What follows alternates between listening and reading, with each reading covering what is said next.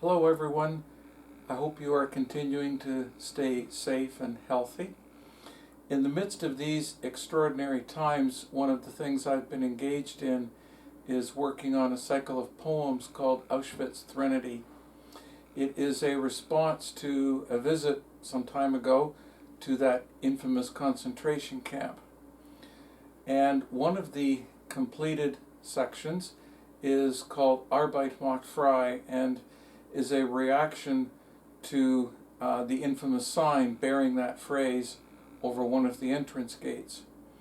And even though it's part of the cycle, I think it stands on its own pretty well.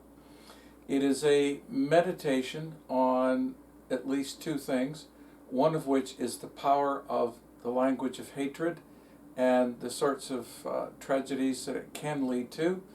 And the second, believe it or not, is finding hope in dark places. My son Andrew has taken on the significant challenge of composing and programming music to accompany the words and has done an absolutely wonderful job, and my sincere thanks to him for that. So we both hope that you enjoy this and maybe find it a little thought-provoking. Ahead, just past a gate, former Polish army barracks, subverted to a darker purpose, deadly prison and headquarters, now a haunted museum. And above us, prisoner-slave Jan Levacz's dictated artifact still leers down the infamous Nazi greeting in low-carbon rimmed steel, painted death black, twisted into a gentle lettered arch, an old phrase maladapted, Arbeit Macht Frei, work makes you free, or perhaps work sets you free. In this place, free from what? Free from life? Happiness? Not free from fear. Certainly free from sincerity, except genuine hatred and suffering. Work makes you free, empty of truth, but oozing the dark energy of a hideous joke. Arbeit Macht Frei, horror or humor, the beholder shapes the impact.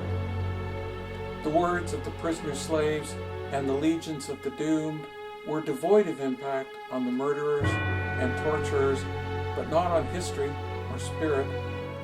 Change context, change listener, and pivot to eloquent and moving and heartbreaking and potent. Words can indeed have immense power, power beyond imagining, power of life and death, of finality, of miscreation.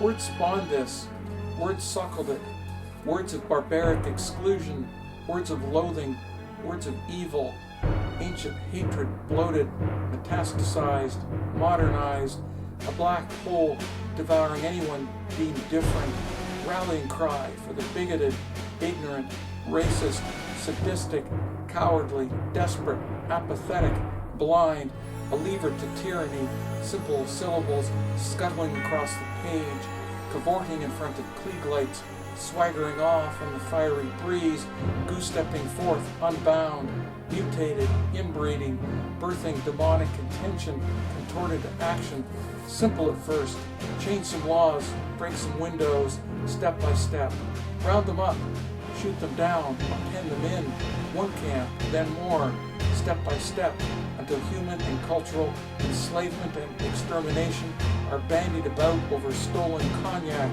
Fonse's ghastly inevitability, a final solution to the chain of satanic reasoning, all whelped from words infused with the spirit of Arbeit Macht Frei.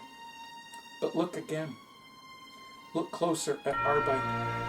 Here, the B is upside down, larger bulge precariously balanced on top, in protest.